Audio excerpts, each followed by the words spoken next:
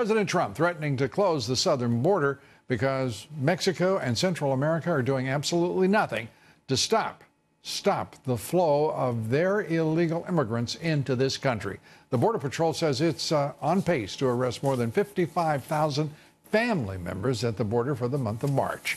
Joining us tonight, Sheriff Thomas Hodgson. He's the sheriff of Bristol County, Massachusetts. Sheriff, good to see you and welcome to the broadcast. This is delighted to have you. This is really quite a spectacle. The President of the United States has declared a national emergency. We have the United States military at the border. We have a DHS secretary, and Kirstjen Nielsen, who obviously doesn't know what she's doing. This is incredible to have the people who are responsible for securing that border crying about the fact that it's, what is it, the breaking point? There's a meltdown. I mean, it goes on and on. Fix it, I say. Fix it.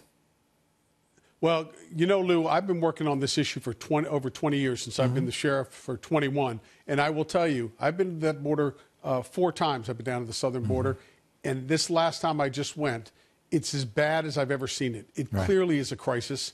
And but we know it's a crisis, Sheriff. I mean, the president has declared a national emergency because of it. Why in the world is Kirstjen Nielsen not fixing it? Well, she is trying to fix it. The problem is not Kirstjen Nielsen, it's Congress. What would the folks in your county say if you said, I'm trying to enforce the law, I'm trying to take charge? This just isn't acceptable at any point. What would we do if the defense secretary, said we'd love to defend the nation, but we really can't? So it's just preposterous to me what we're accepting here. Isn't it to you as well?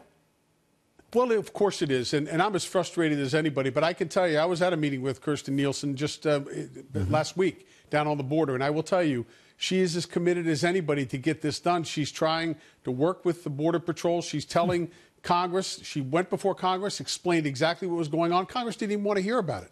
Well, what is Congress going to really do, Sheriff? I mean, we know that they're intransigent on the issue of border security. They want illegal immigrants flowing across that border nonstop. It's sort of a fool's errand to go to Congress to expect them to help. That's why the president has, I repeat, declared a national emergency. Now it's time to act. He said that he would close the border. Do you support closing the border to get in control of this thing? I absolutely support closing the border. Look, 100,000 people are expected to come across in March. 100,000 people is more than the sixth largest city in Massachusetts. How many, that's in 1 month, how many cities like New Bedford, for example, in Massachusetts, are sitting idle with houses, fire stations, police officers, schools, just waiting to be occupied by these people that are just flooding across our border? And so, look, the administration is the answer being none.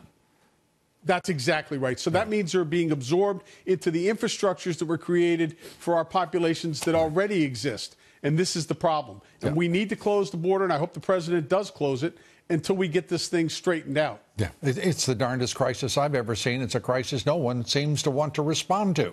The president is threatening closing the border. It's as the president said when he campaigned, it's time to end the talk and start acting. Sheriff, I know you do just that, and we appreciate it.